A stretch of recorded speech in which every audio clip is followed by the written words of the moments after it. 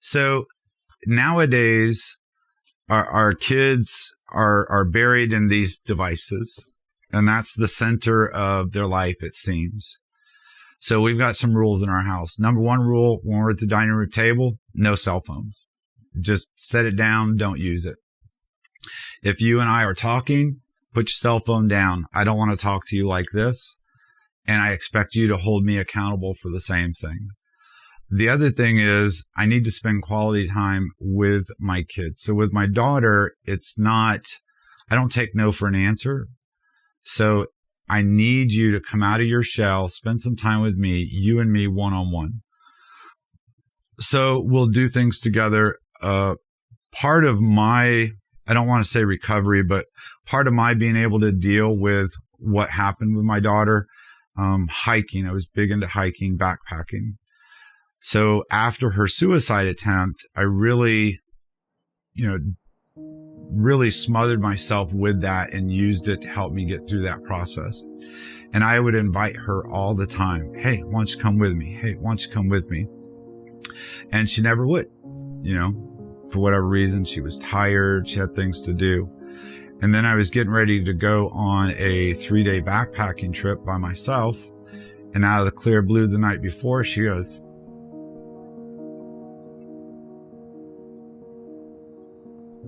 Dad, can I go with you?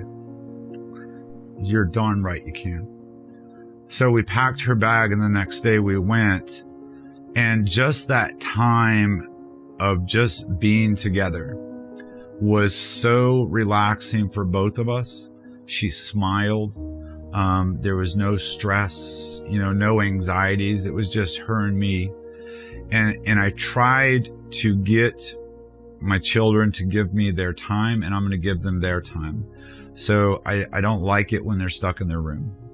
So if you're dealing with a child, especially a teenager that's distanced themselves, just walk in the room. Just, I love you, but I need 1 hour of your time. Just 1 hour. Just you and me. And let's go do whatever, and we'll do whatever you want. That allows you as a parent to be able to interact with your child, but also so that you could maybe read them, see what they're going through, try to get an understanding.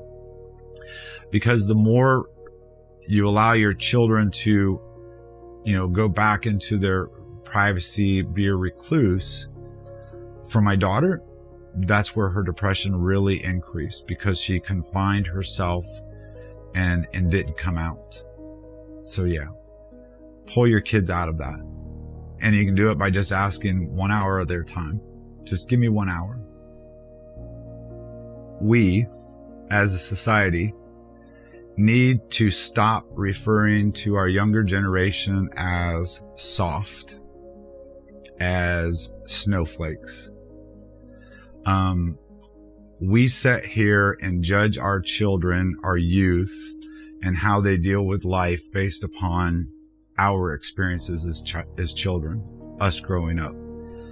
And I think we need to do an honest comparison. So when I grew up, you didn't have social media.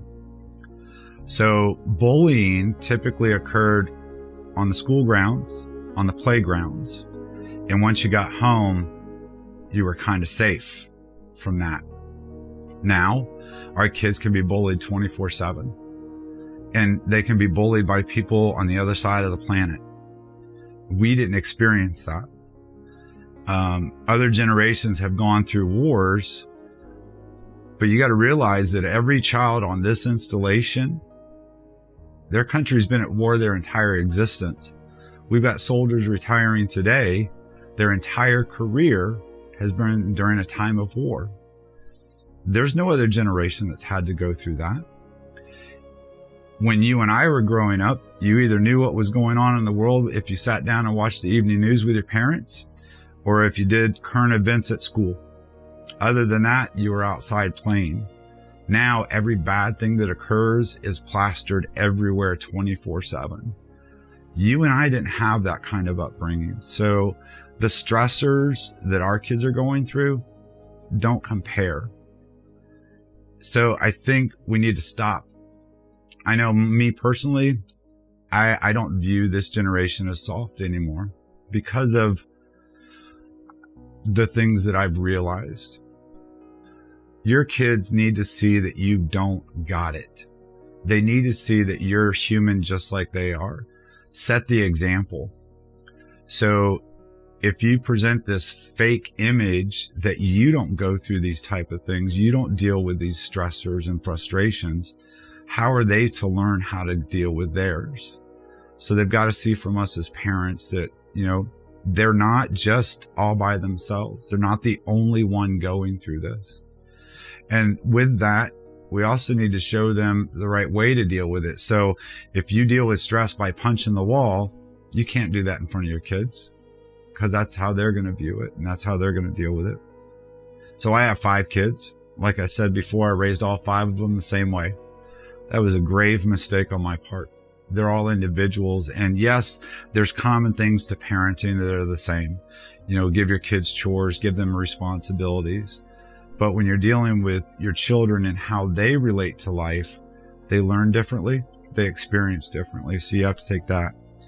And then the biggest thing is we focus on mental health. It's all you hear about is mental health. And when people hear the term mental health, they typically think of healthcare, medical providers, therapy, treatment. But in all honesty, mental health is mental strength.